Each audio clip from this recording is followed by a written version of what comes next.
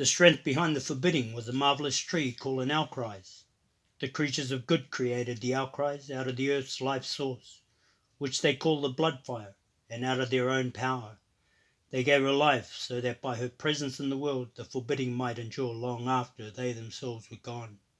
Long after the world they had struggled so long and desperately to preserve had altered and evolved beyond any recognition. Her lifespan was not to be measured by any standard that they possessed. But so long as she lived, the forbidding continued, and so long as the forbidding continued, the evil would remain shut within its prison. He settled back in his chair, easing his tall frame gingerly away from the table to relieve cramped muscles. His arms slipping down into his lap, his dark eyes stayed locked on those of the veilman.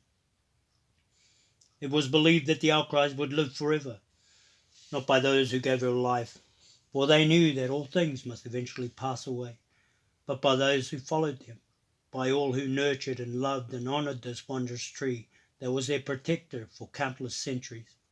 For them, the outcries became a symbol of permanency. She survived the destruction of the old world and the holocaust of the great wars. She survived the race wars and the power of the warlock lord, and she survived every other living thing that had existed with her had passed away. Everything but the earth herself, and even the earth had changed, while the outcries remained constant. He paused. So the legend grew. The outcries would live forever. It was eternal. That belief never faltered. His face lifted slightly until now. Now the belief is shattered. The outcries is dying. The forbidding begins to erode.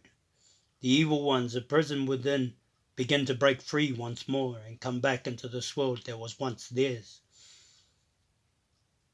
And these creatures caused your injuries? Will surmised. Eleanor nodded. Some already walked the four lands. Though I thought to keep my presence secret, they have discovered me. They found me at Paranor within the Druid's Keep and very nearly finished me. Flick looked alarmed. Are they still searching for you? They are, but I have reason to believe that they won't be so quick to find me at this time. That doesn't reassure me much, the veilman grumbled, glancing toward the doorway of the little room a bit apprehensively. Eleanor let the remark pass. You may remember, Flick, that I once told Sheer and to you the history of the races. I told you how all of the races evolved, from the old race of men following the destruction wrought by the great wars. All the races but one. The elves. I told you that the elves were always there. Do you remember? Flick grunted. I remember. There was something else you never explained. I said that theirs was another story for another time. That time is now. In part at least, though I don't propose to digress on the history of the elven people at any great length. But some things you should know. We have spoken only in the abstract of the creatures that fought this war of good and evil, that culminated in the creation of the outcries. We must give them identity. All were creatures that became part of the old legends of fairy, when men emerged from the darkness of barbarism and began to populate and build upon the world. They were creatures of magics, as I have said, both great and small. There were diverse species, some all good, some all bad, some whose individual peoples divided and went in opposite ways. They had names that you will recognize: fairy, sprites, goblin, wraiths, and the like. The new races, though human in ancestry, were named from four of the more numerous and best recorded of these creatures of supposed legend: dwarves, gnomes, trolls, and elves, except of course that the elves are different. They are different because they are not simply a legend reborn. They are the legend survived. The elven people are the descendants of fairy creatures that existed in the old world. Now wait a minute, Flick cut in quickly. You mean to say that the elven people are the same elven people that all the old legends tell about? That they really were elves in the old world? Certainly there were elves in the old world, just as there were trolls and dwarves and all of the other creatures that gave birth to the legends. The only difference is that all of the others have been gone from the world for centuries. While the elves have remained, they have altered, of course. They have evolved considerably. They were forced to adapt. Flick looked as if he didn't understand one word of what he was hearing. There were elves in the old world? He repeated incredulously. That is just not possible. Of course it's possible, the druid replied calmly. Well, how did they survive the great wars? How did man survive the great wars? But the old histories tell us of man. They do not mention a single word about elves, the Valman snapped. Elves were a fairy tale people. If there really were elves in the old world, where are they now? Right where they had always been. Man just couldn't see them. Now you're telling me that elves were invisible? Flick threw up his hands. I don't believe any of this. You didn't believe any of what I told you about Sheer and the sword of Shannara either, if I remember correctly. Elanon pointed out the faintest hint of laughter in his lips.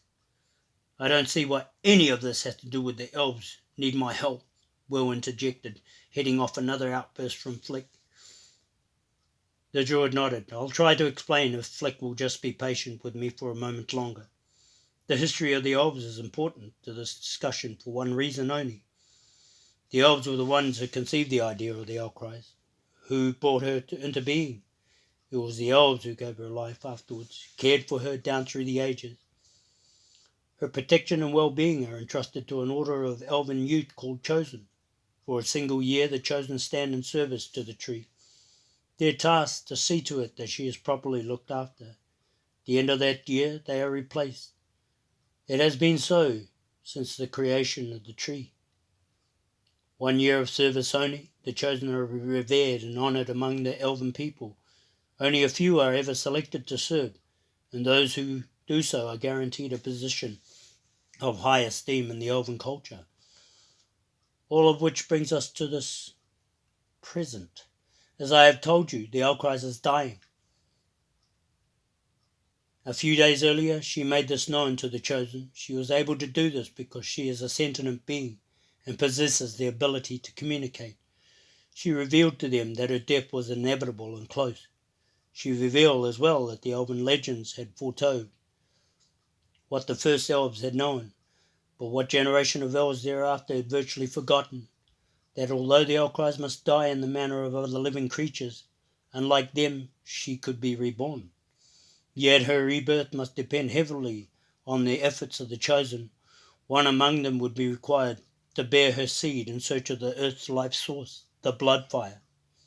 Only one of the Chosen presently in her service could do this. She told them where the blood fire might be found and bade them make preparations to seek it out. He paused, but before this could be done, some of the evil ones locked within the forbidding broke free.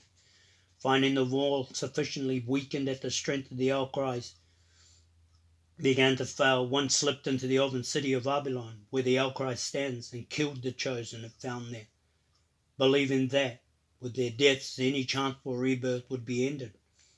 I arrived too late to prevent this from happening, but I spoke with the Elcries and discovered through her that one of the Chosen still remains alive, a young girl who was not within the city when the others were killed. Her name is Amberley. I left Abilon in search of her. He leaned forward once more, but the evil ones have learned of her also. They sought out once already to prevent me from reaching her, and very nearly succeeded. They will certainly try again if they have the chance to do so. But they do not know where she can be found, nor, for the moment at least, do they know where I am. If I am quick enough, I should be able to reach her and return her to Avalon before they discover me again. Then I think you are wasting valuable time conversing with us, Flick declared firmly. You should be on your way to the girl. The druid ignored him, though his face darkened slightly. Even though I return Amberley to Avalon, there are problems still that must be dealt with. As the last of the Chosen, it will fall to her to bear the Elcry seed in quest of the blood fire. No one, myself included, knows exactly where the fire can be found. Once the Elcries knew, but the world she remembers is gone now. She gave the elves a name, Safo. It is a name that means nothing to them, a name from the old world. When I left Arbilon, I travelled first to Paranor to search the Druid histories, compiled by the Council after the Great Wars, histories which record the mysteries of the old world. Reading through those histories, I was able to discover the country within Safefold lies. Still, the exact location of the Bloodfire must be discovered by those who seek it. And suddenly Will Omsford realised why it was that Eleanor wanted him to go into the Westland. He realised it, and still he could not believe it. Amberley cannot undertake this search alone, Eleanor continued. This country into which she must go is dangerous, much too dangerous for a young elven girl to travel by herself. It will be a difficult journey at best. Those who have crossed through the forbidding will continue to seek her out. If they find her, she will have no protection against them. She must not be harmed in any way. She is the last hope of the people. If the outcries is not reborn, the forbidding will eventually fail altogether, and the evil locked within it will be loose once more upon the earth. There will be a war with the elves that they cannot, in all probability, win. If they are destroyed, the evil will move into the other lands as well. It will grow stronger as it comes, as is the nature of beings such as these. In the end, the races will be devoured. But you will be there to help her. Will began, searching for a way out of the trap he felt closing about him. I cannot be there to help her, Eleanor cut in quickly. There was a long silence. Eleanor spread his hands on the table. There is good reason for this, Will Omsford. I have told you that the evil already begins to break through the wall of the forbidding. The outcries will grow steadily weaker as she does. The creatures she imprisons will grow bolder. They will continue to push against the wall of the forbidding. They will continue to break through. Eventually, they will tear her down, and the wall entirely. When this happens, they will converge upon the elven nation and attempt to destroy it. This may very well happen long before the Bloodfire is found. There is also a possibility that the Bloodfire may never be found, or that it may be found too late. In either case, the elven people must be prepared to stand and fight. But some of the creatures within the forbidding are very powerful. At least one possesses sorcery very nearly as great as my own. The elves will have no defense against such power. Their own magic is lost. The druids who once aided them are gone. There is only me. If I leave them and go with Amberley, they will be defenseless. I cannot do that. I must give them whatever aid I can. Yet, someone must go with Amberley. Someone who possesses power enough to resist the evil that will pursue her. Someone who can be trusted to do everything humanly possible to protect her. That someone is you. What are you talking about? Flick exclaimed in exasperation. What possible help can Will be against creatures such as these? Creatures that very nearly succeeded in doing you in. You don't mean for him to use the sword of Shannara? Eleanor shook his head. The power of the sword works only against illusion. The evil we face is very real, very tangible. The sword will have no power against it. Flick almost came to his feet. What then? The druid's eyes were dark and filled with insight, and Will Omsford felt his heart sink. The Elfstones. Flick was aghast. The Elfstones, but she has the Elfstones. Will put his hand quickly on the other's arm. No, uncle. I have them. He groped within his tunic and then withdrew a small pouch. Grandfather gave them to me when I left Shady Vale to come to Storlock. He told me that he no longer had need of them, and that he thought that they should belong to me. His voice was shaking. It's strange. I only took them to please him, not because I ever thought I would use them. I never even tried. It would do you no good, Will. Flick turned back hurriedly to Eleanor. He knows. No one but Cher could ever use the Elfstones. They are useless to anyone else. Eleanor's expression did not change. That is not entirely true, Flick. They can only be used by one to whom they are freely given. I gave them to Shear to use when I warned him to flee the Vale to Colhaven. They remained his until he gave them to Will. Now they belong to Will. Their power is his to invoke, just as it was once Shear's. Flick looked desperate. You can give them back, he insisted, turning once more to Will, seeing the confusion in his eyes. Or you can give them to someone else, anyone else. You don't have to keep them. You don't have to become involved in any of this madness. Elanon shook his head. Flick, he is already involved. But what are my plans to become a healer? Will interjected suddenly.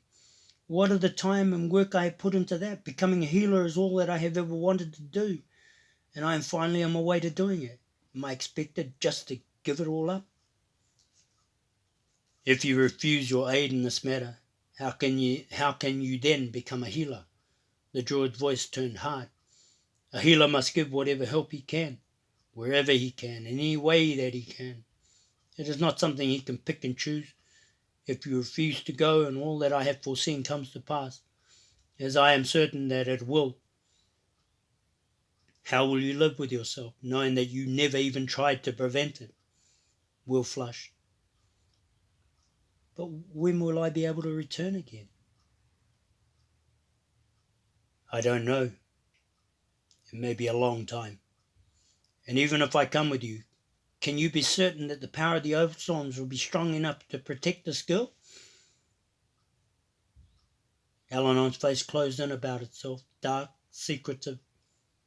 I cannot. Such power as the Elfstones possess draws its strength from its holder. Shea never tested their limits. You may have to. Can you give me no assurances then? The Valman's voice had dropped to a whisper. None. The druid's gaze never left him. Still, you must come.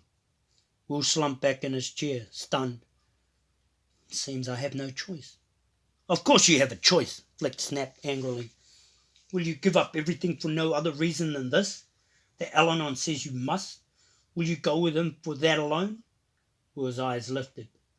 Didn't you, Uncle Flick, grandfather and you, in search out the sword of Shannara? Flick hesitated uncertainly. Then he reached over and took his nephew's hand in his own, clasping it tightly. You are too quick in this, Will. I warned you of Elanon. Now you listen to me. I see more in this than you. There is something hidden behind the druid's words. I can feel it. His voice tightened and the lines in his grey-bearded face creased even more deeply. I am afraid for you. It is because I am afraid that I speak to you as I do. You are like my own son. I don't want to lose you. I know, whispered Will. I know. Flick straightened. Then don't go. Let Elanon find another. The druid shook his head. I cannot, Flick. There is no other. There is only Will. His eyes again sought those of the young Valman. You must come. Let me go instead, Flick offered suddenly, a hint of desperation in his voice. Will can give the Elfstones to me, and I can watch over the elven girl. Elanon, we have travelled together before. But the druid was already shaking his head. No, Flick, you cannot come, he said gently. Your heart is greater than your strength, Valman. The journey that lies ahead will be long and hard, and must be made by a younger man. He paused. Our travels together are over, Flick. There was a long silence, and then the druid turned again to Will Omsford, waiting. The Valeman looked at his uncle. They stared at each other wordlessly for a moment. Flick's grey eyes uncertain. Will's now steady. Flick saw that the decision had been made almost imperceptibly. He nodded. You must do what you feel is right, he mumbled, reluctance sounding in his every word. Will turned to Elanon. I will come with you.